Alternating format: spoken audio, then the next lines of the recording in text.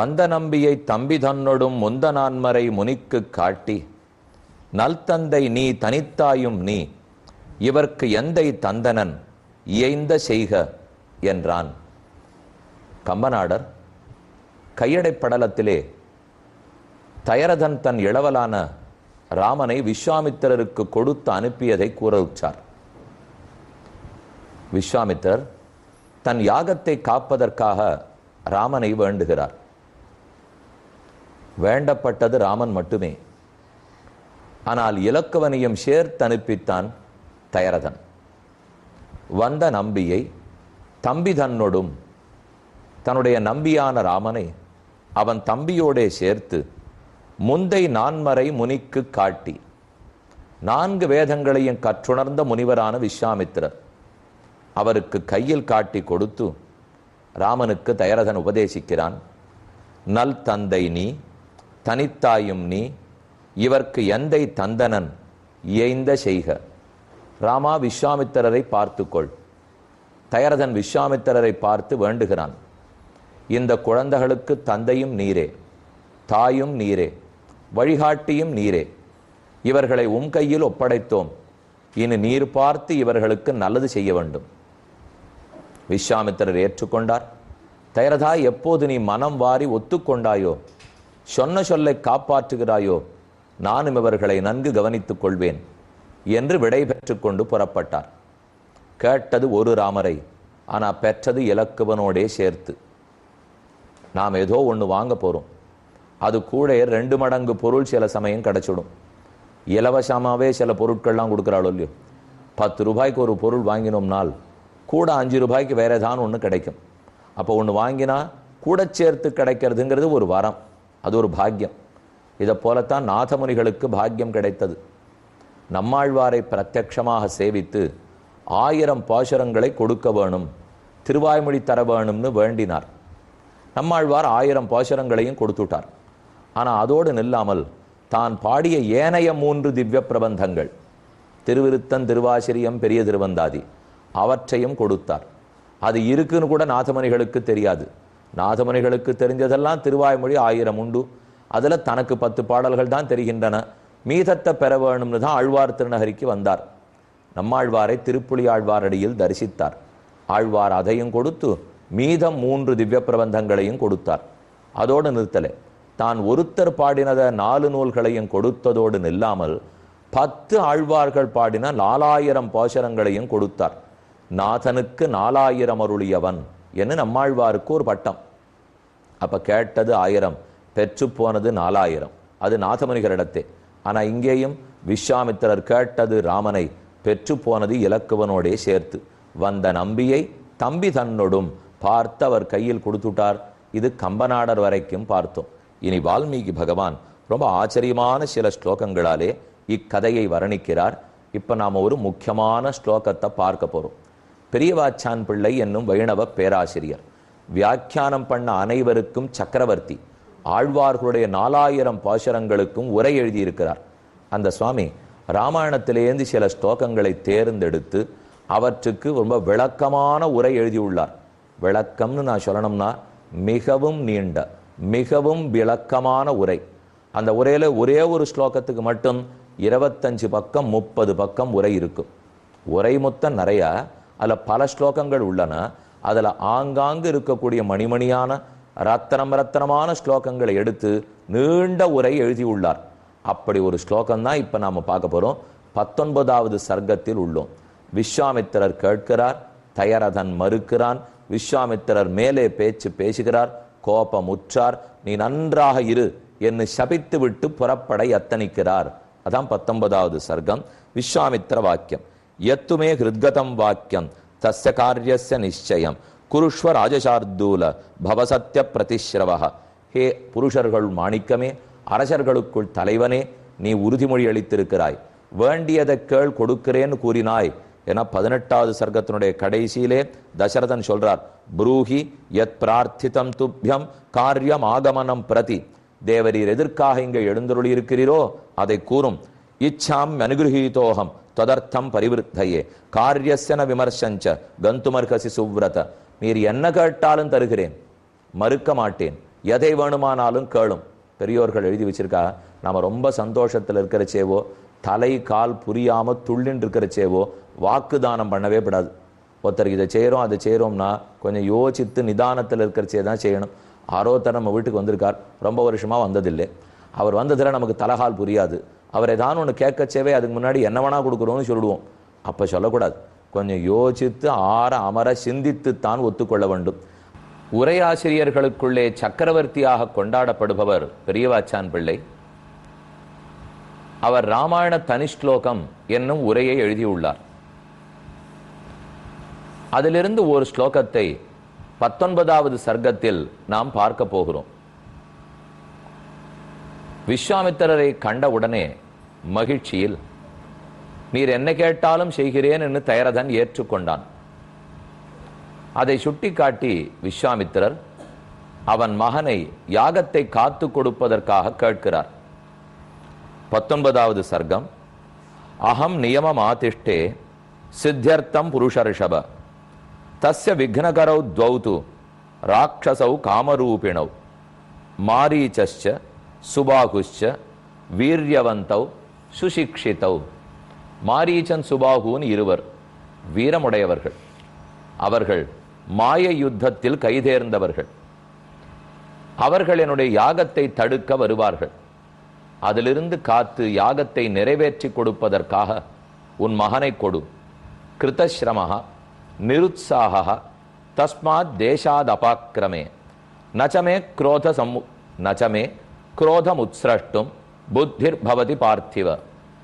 அவர்கள் அதை இடையூறு செய்யும் போது நானே சண்டையிடலாம், சபிக்கலாம், கோபப்படலாம்.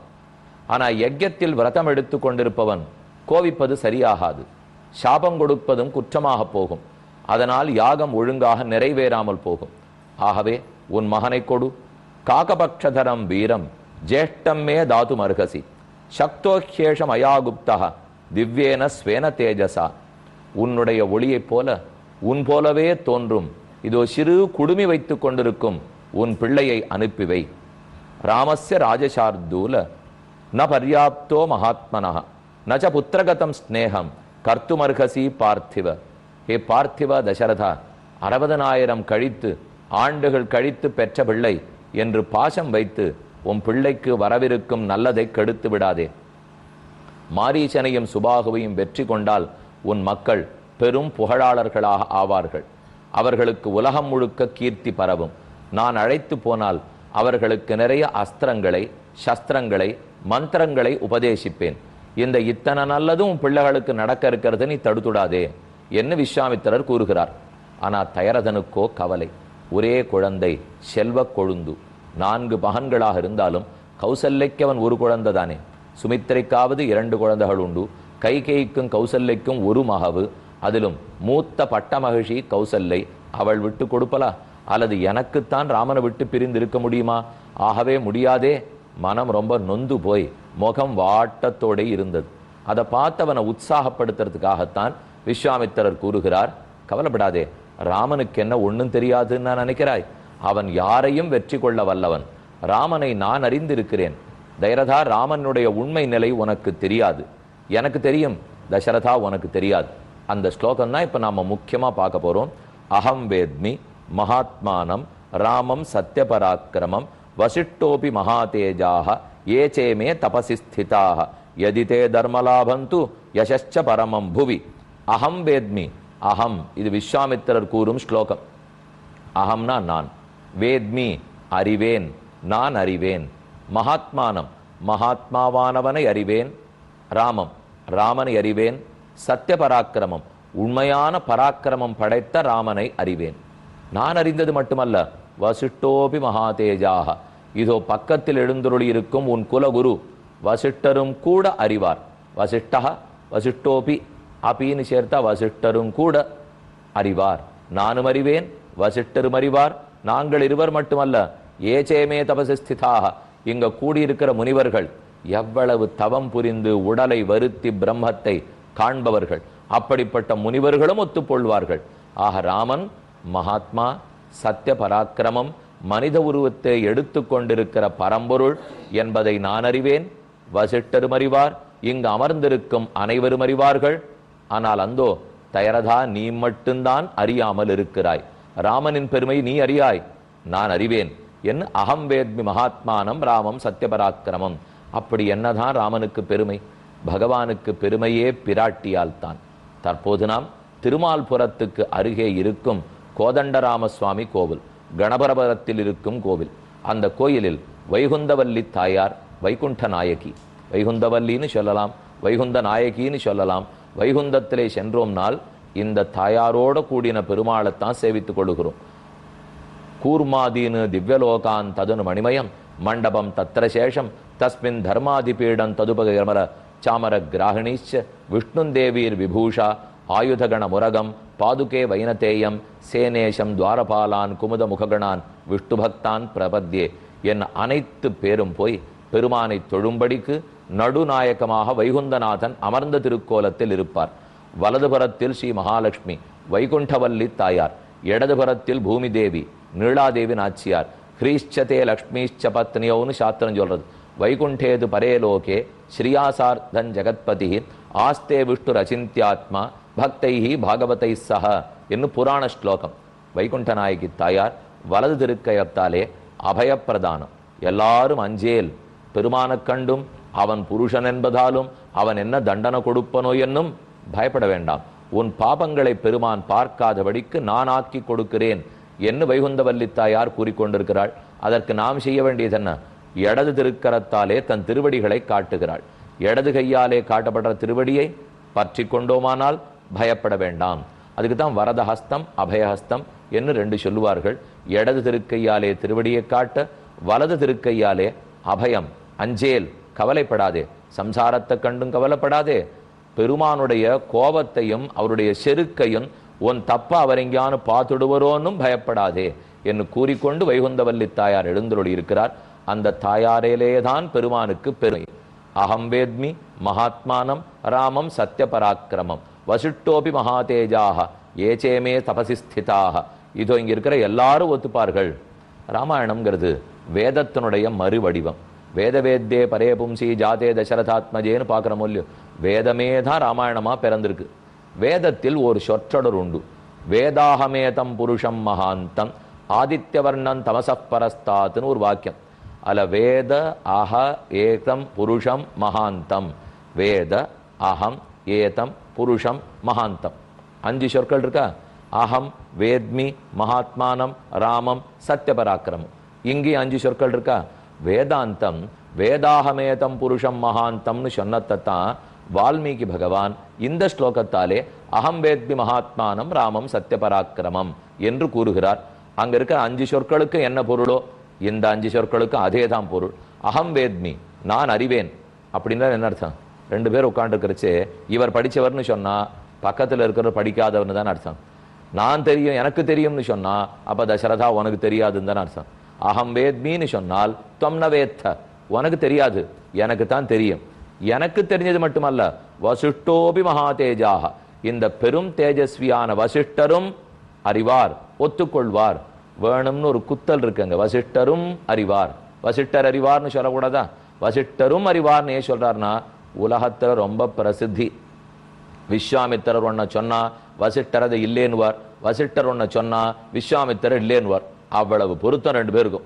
ஆனா இப்ப விஸ்வாமித்திரர் சொல்றார், இந்த ஒரு விஷயத்துல மட்டும் ராமன் பராக்கிரமம் உடையவன்னு நான் சொல்றேன்னு வச்சுக்கோ, இந்த ஒரு விஷயத்தை உன் வசிஷ்டராலும் மறுக்க முடியாத தயாரதா அவரும் ஏற்றுக்கொள்வார். அவர் மட்டுமல்ல, இங்க கூடியிருக்கிற எல்லாரும் ஏற்றுக்கொள்வார்கள். எனக்குத்தான் தெரியும், தயரதனுக்கு தெரியாதுங்கிறார். ஏங்கிறதான் பெரியவாச்சான் விளக்கி இருக்கார். காண்போம்.